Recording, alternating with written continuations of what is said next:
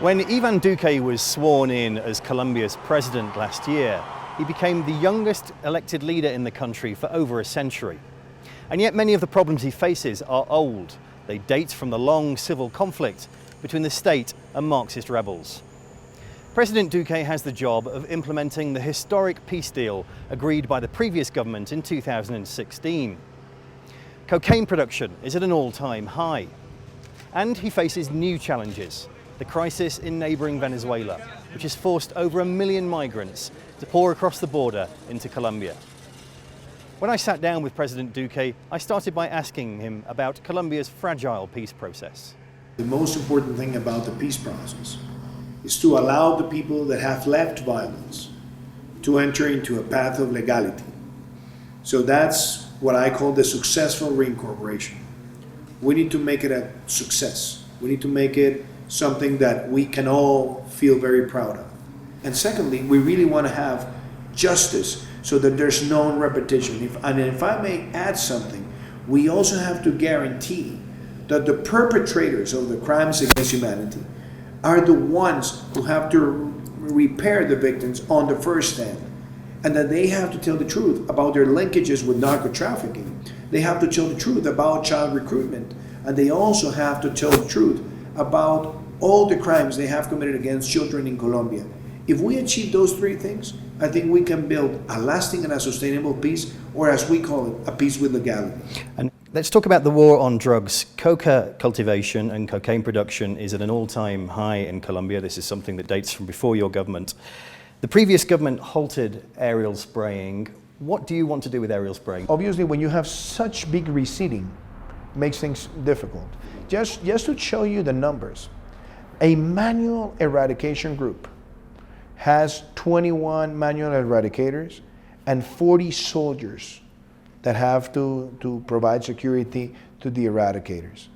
There's some regions in the country where the cultivations are surrounded by landmines or they are surrounded by snipers. I just can't stand to call a family, a mother or a father, and express my sorrow because their son has died in a manual eradication operation. That doesn't make any sense. So when we face those threats, we have to be able to use all the tools. The reason why we're fighting illegal crops is not because we have to please anybody. It's because it is our moral duty. Our relationship with the United States, when we fight against illegal drugs, is based on the principle of cooperation. And it's also based under the principle of co-responsibility. Let's talk about the economy. You're heading to London in a few days' time. What's your message to potential investors in Britain? When you see the growth of Colombia in the first trimester of 2019, and you compare it with the region, we grew more than Mexico, more than Chile, more than Peru, more than Argentina, more than Brazil. And that demonstrates the resilience and the capacity that we have. But also, hand in hand, we've seen the big companies in technology coming to Colombia, putting their web services with more than 700 employees and aspiring to have more than 2,000 in the next 2 years. And we also have seen Colombia open the first Fourth Industrial Revolution Center with the World Economic Forum in a Spanish-speaking country. And I think all that demonstrates not only that we're open for business, but that we have not only the incentives for people to invest, but also that we have the vision of policy development and business development that is going to make Colombia, as I've said, the Silicon Valley of Latin America. That's why we've taken wise decisions like zero income tax for 7 years for startups that are in the technology and in the creative industries.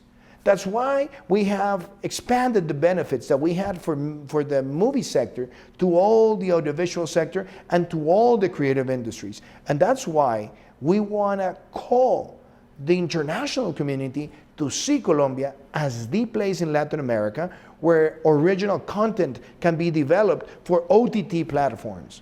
So I see Colombia becoming a leader of this sector in Latin America, and I'm pretty sure that during my administration, we're going to set the ground, and when we look 5 years down the road or 10 years down the road, Colombia is going to be seen as the leader of the creative industries in Latin America. To close, I'd like to talk about Venezuela, an issue which is obviously having a huge impact on Colombia at the moment in terms of migration. Is it not time, do you think, for a rethink of policy and to maybe think about sitting down with President Maduro, who is the de facto president still, and trying to negotiate a solution? Maduro is a dictator. And let me begin by saying something. Most of the countries in Latin America did not recognize the results of the last election, where he manipulated all the power to remain in his seat. But he is still in his seat. But let me finish. When I was a senator, I denounced Nicolas Maduro before the International Criminal Court. And I said that if I became president of Colombia, I will call other heads of state to do the same. Now we have 9, and we also have the OHS Secretary General presenting a very contundent report before the ICC.